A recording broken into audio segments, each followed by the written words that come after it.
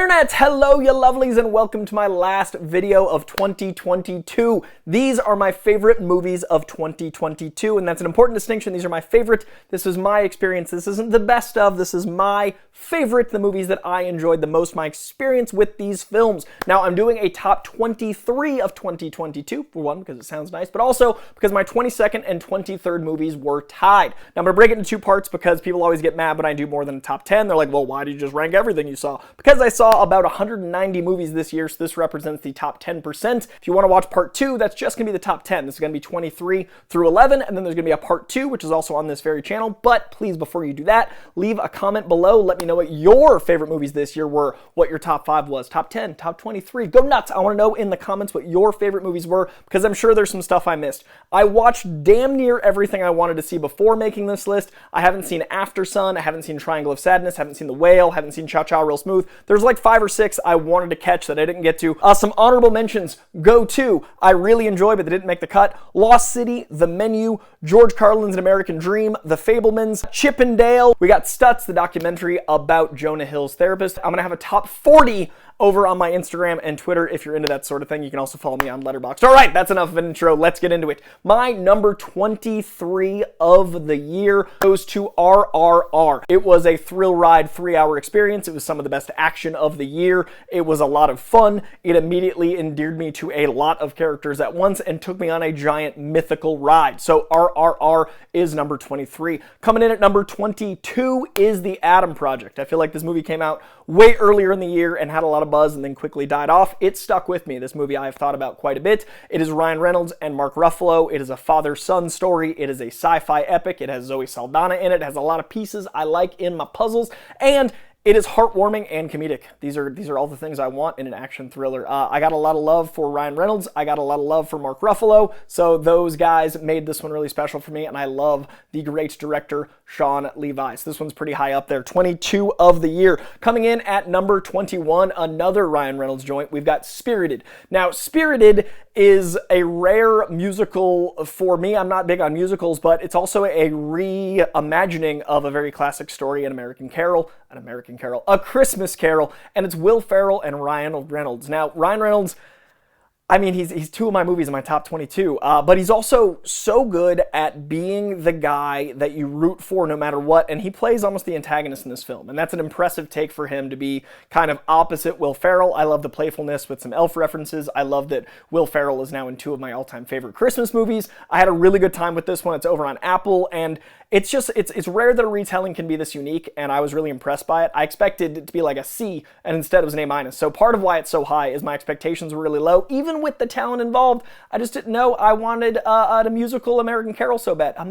Christmas Carol, but I had a great time with it. All right, number 20 even is going to be Avatar 2, The Way of Water. Coming in at number 20, this was a visual spectacle. This was everything you want a movie theater experience to be, but I did find it pretty lean in the way of storytelling, in that some blockbusters get away with, the things being a little bit predictable. This one I found a little too predictable to be any higher, but it's in the top 20 because it is some of the most stunning visuals I've ever experienced. Where the Avatar 1 experience revolutionized cinema, this definitely is an evolution of cinema. These visuals are just as, oh my god, how did they do that, as the Avatar visuals were in 2008. So 14 years of waiting, they have improved 14 years worth. I saw things I never thought I could fathom. It has a lot of Burning Man vibes. I'm a burner. And it also, I like that there's a blockbuster that's message is, hey, don't be a dick, the planet's more important than you. And James Cameron, the balls on this guy are commendable. Even though in the first 30 minutes I kind of could map where it was going,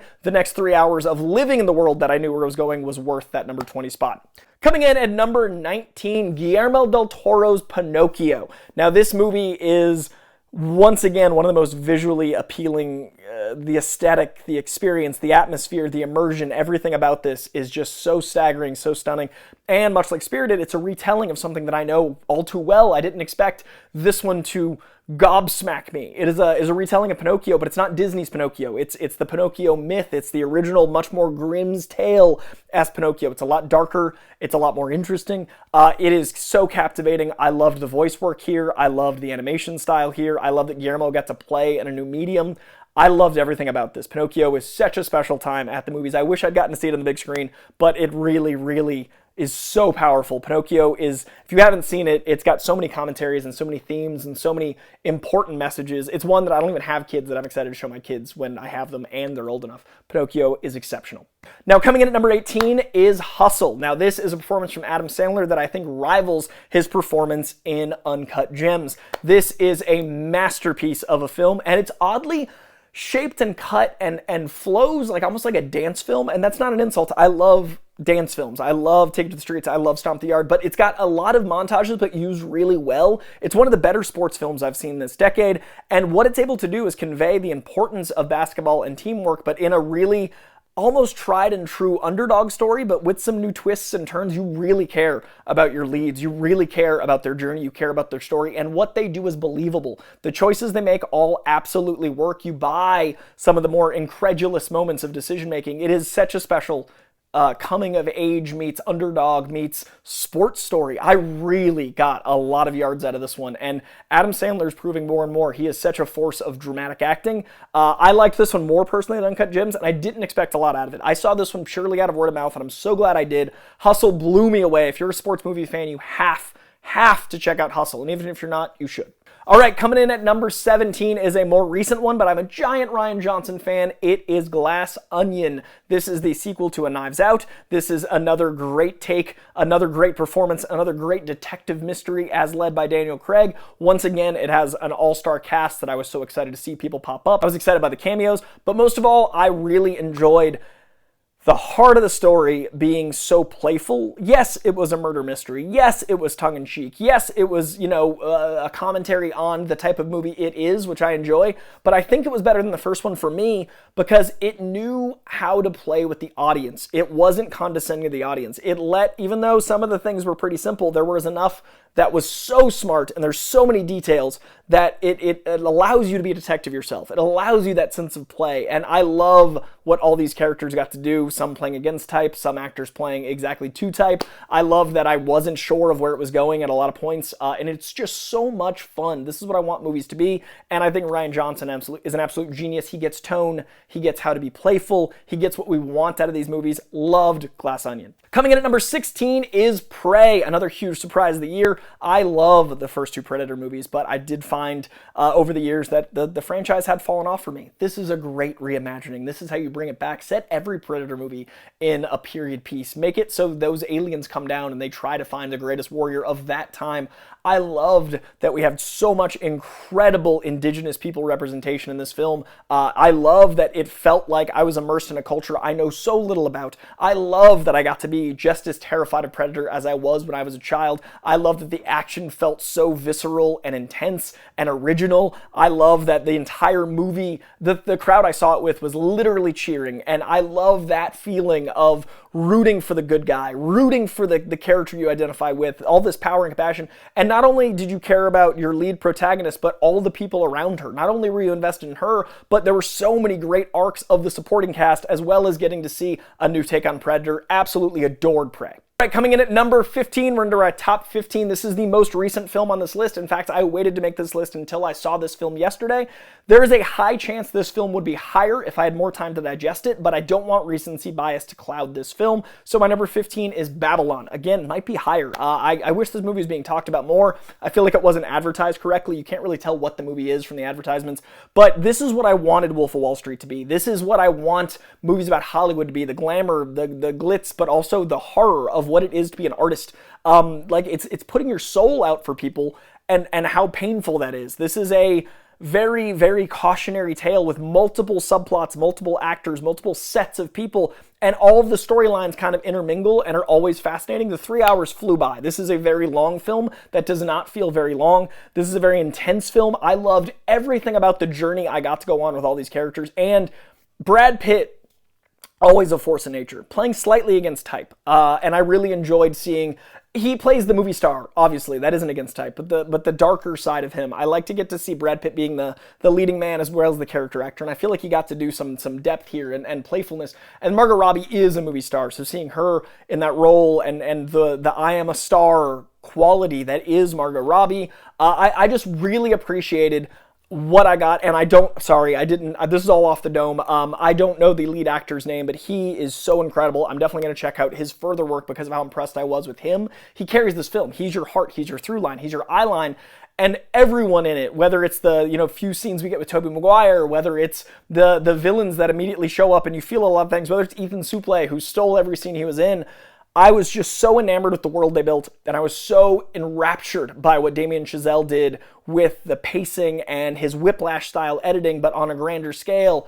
This movie is so much, and it's 3 hours of maximalism, and I loved every minute of it, and I'm very excited to give it some time to breathe and see it again. I love what old Hollywood represents here as an imagination, and I love what this movie represents, which is our love for movies, and the immortality of movies, and the legacy of movies, and what it means to age, what it means to be a person, what it means to leave a legacy, what it means to have dreams, what dreams can crush, and what dreams can build. It is a really special time. Loved Babylon. Number 14, this is maybe my most controversial pick, because a lot of people aren't talking about this movie at all. This is my exact type of movie. I don't know if I've seen this movie on anyone else's top 20, but I love The Gray Man. I am a 90s action guy. I'm even more of an 80s action guy, and this felt like a blend of 80s and 90s action. This was your cop on the edge movie, almost buddy cop movie. This was Ryan Gosling getting to do his Goslingest, and he's so charming and interesting. This is Chris Evans getting to be mustache twirling, but somehow believable, and so very, very much not believable in the real world, but believable in the world they built. This is the Russo brothers getting to make action that isn't tied to other canon. This is Marcus and McFeely getting to write all of those great zingers and one-liners, but in a world that's their own, that doesn't have to tie into anything. This is an espionage thriller. This is everything I love about the movies. I miss action movies like this. I love action movies like this. This is what I wanted Gray Man to be, and it exceeded my very lofty expectations of the Russos and Marcus and McFeely, and my expectations of a Ryan Gosling, Chris Evans joint. I was so happy for 2.5 hours of this at the movies. Now, granted, I did get to see this at the movie theater, which a lot of people didn't get to. Maybe that's why it didn't translate as well. I know it did huge numbers on Netflix. But as far as the conversation on the movie, I want more people talking about this one. If you haven't seen The Gray Man and you're an action fan, do check it out. Much like Hustle. If you're a sports fan, gotta see Hustle. If you're an action fan, gotta see Gray Man. But even if you're not, worth checking out. Really high up on my list because it felt like it was made for me. Loved this film. The Gray Man's number 14. Coming in at number 13 is The Northman. The Gray Man, The Northman. Number 12 is The Northman because it was the side of a van, man. It was the metal as fuck side of a 70s, 80s van. Just an insane Valkyrie Viking experience come to life. It was what I want a painting to feel like on screen. It was so tangible and tactile. You could smell it. It was so much and visceral and intense and violent, and I can't imagine that experience in any other medium. Like, it felt like I was reading a book, but it felt more immersive somehow. It was like a metal poem for my eyeballs, and everyone in it was at an 11, and I loved the mythology built into it. I loved that Willem Dafoe's in it for a few minutes, but I want a whole movie about him. I love that Skarsgård got to play this larger-than-life Titan, this Northman. I loved what Anya Taylor-Joy did in no time at all. I was immediately endeared to her. I love that Nicole Kidman was able to make me believe so much of her character so quickly. That was so over the top. I love Ethan Hawke in this. It is a special experience, and it's like nothing else I saw this year at the movies.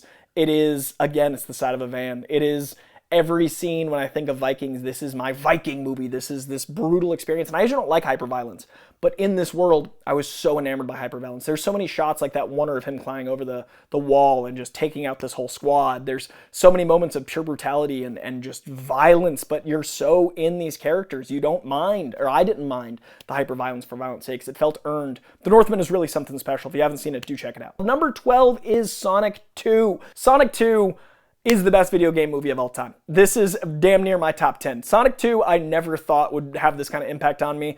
I saw it at a theater. I was so in love with it the entire time. I was so happy to have Jim Carrey from the 90s back. I was so happy to see a video game that I grew up playing. I'm a huge Sonic fan. That's my Mario. I had a Sega Genesis, and Sonic was my favorite video game. So to see my favorite video game be my favorite video game movie is a big part of why it's so high. It's so personal to me. And Knuckles is my guy. To have Idris Elba be Knuckles, and to have these characters that were so good in the first movie come back better than ever, to have everything just hit right, the comedy, the drama, the action.